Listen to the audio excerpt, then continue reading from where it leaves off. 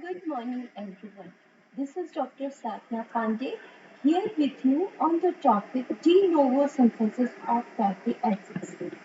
In this part 1, we cover overview of this whole process, the synthesis of fatty acids. At the end of this session, you shall be able to describe when this synthesis of fatty acids in the body takes place and where the synthesis of this fatty acids takes place. That is the sites of synthesis of fatty acids and the favorable conditions of synthesis of these fatty acids. You shall be able to explain the key features of this process and you shall also identify important molecules and enzymes which are required in this process. You shall also understand what are the three phases or stages of fatty acid synthesis. But before we deal with this process, are you sure that you remember what are fatty acids and what are essential and non-essential fatty acids? Yes, you guessed it right.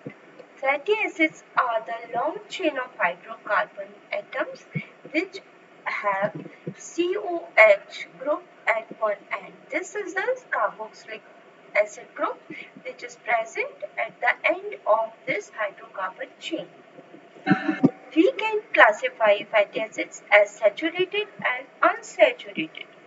Saturated fatty acids, as these fatty acids do not contain any double bond in this hydrocarbon chain.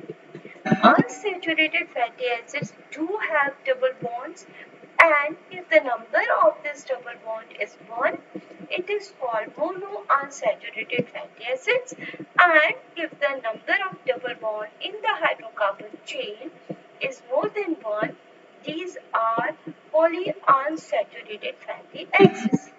You also know what are essential fatty acids.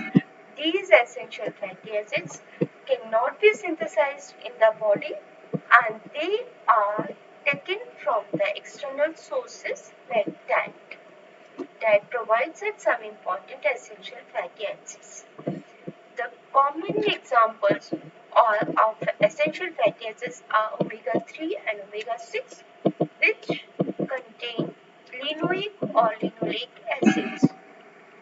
With this basic revision or introduction, now we can understand the important features of this synthesis of fatty acids. This process is also called lipogenesis because lipogenesis is the synthesis of lipids and the fatty acids are the integral component of these lipids. So, the new synthesis in the cell or in the body is called de novo lipogenesis or de novo synthesis of fatty acids. This process requires simple precursor acetyl coenzyme A. The sites of synthesis of fatty acids in animal body is liver or the hepatocyte cells, adipose tissues, central nervous system and lactating mammary glands. In plants, the enzymes for this process are situated or located in chloroplast. The major type of fatty acid which is synthesized in the body is palmitic acids and other fatty acids which body can synthesize are derived from this palmitic acid. This is a C16 saturated fatty acids. This whole process of lipogenesis is endergonic, that is, it requires energy and this energy is provided in the form of ATP, which we'll see in this lecture. It is also a reductive process, so reducing agent is also required and it is the NADPH plus H. It is highly regulated process as we have seen that it is completed into 3 phases and all steps of these phases and the reactions are highly regulated and some enzymes are the regulating enzymes which play a very important role in this whole process. There's one very important major enzyme which is called fatty acid synthase complex, and this enzyme is responsible for the elongation of the fatty acid chain molecule. The substrate for this biosynthesis of fatty acids is acetyl coenzyme A.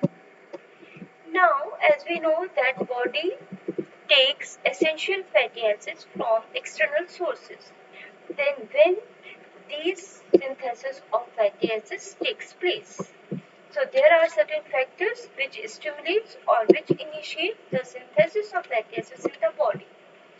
When we take higher amount of or the excess amount of carbohydrates and amino acids, then this excess amount are should be converted into fatty acids so that they can be stored in the form of triacylglycerol.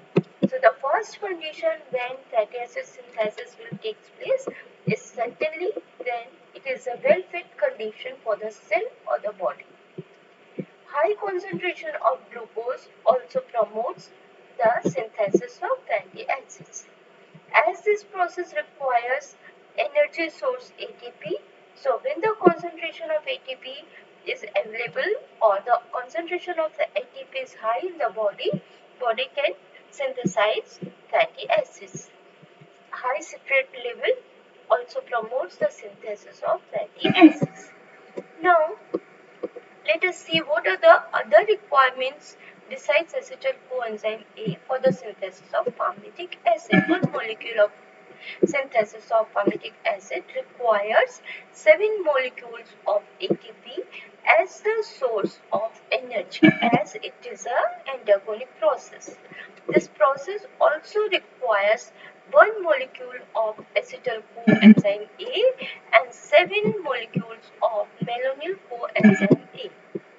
The reducing agent is NADPH, which the 14 molecules of NADPH are required to complete the whole process. There are two very important enzymes which come into play as the synthesis of that palmitic acid takes place in the cell. And the cellular site of this synthesis of palmitic acid is cytosol. The one enzyme number 1 is acetyl coenzyme carboxylase. This is a rate limiting enzyme and this is very important enzyme which is involved in the process of fatty acid synthesis. Another enzyme is fatty acid synthase complex, and this is responsible for the elongation of the chain of fatty acids, that is the palmitic acid. Now we can understand how these molecules are required in the synthesis of this palmitic acid. So the omega 1 and omega 2 carbon atoms are given by acetyl coenzyme A, and rest of the carbon atoms of this palmitic acids are given by malonyl coenzyme A. This process, as we know, it is an endergonic process and requires 7 ATP molecules. Reducing agent we have seen it is NADPH, and the source of NADPH is pentose phosphate pathway. This is the major source, but some amount of NADPH can also come from malic enzyme which converts malate into pyruvate, and here NADP is converted into NADPH plus H with the liberation of one molecule of CO2. So this whole process is not a simple one stage process. It is completed into 3 major phases, and the first phase of this whole process is the production of acetyl coenzyme A.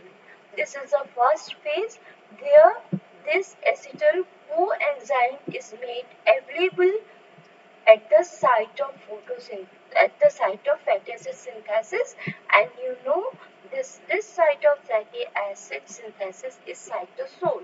You also know that this acetyl coenzyme is present in the mitochondria, in the matrix of the mitochondria. So the first stage is about the transport of acetyl enzyme to the site of fatty acid synthesis, that is the cytosol of the cell. The second phase is about the conversion of acetyl coenzyme A into malonyl coenzyme A, because malonyl coenzyme A is also required, and this is produced from the acetyl coenzyme A. The third phase of fatty acid synthesis is also very important, where we see how this chain of palmitic acid molecule elongates, and here the very important enzyme comes into picture, that is fatty acid synthase complex. You have also learned the structure, function and organization of this important enzyme. The next part of the lecture will cover all these processes in detail. Till then, you can revise these all important features and the basic structure composition of fatty acids once again. Thank you. See you in the next one.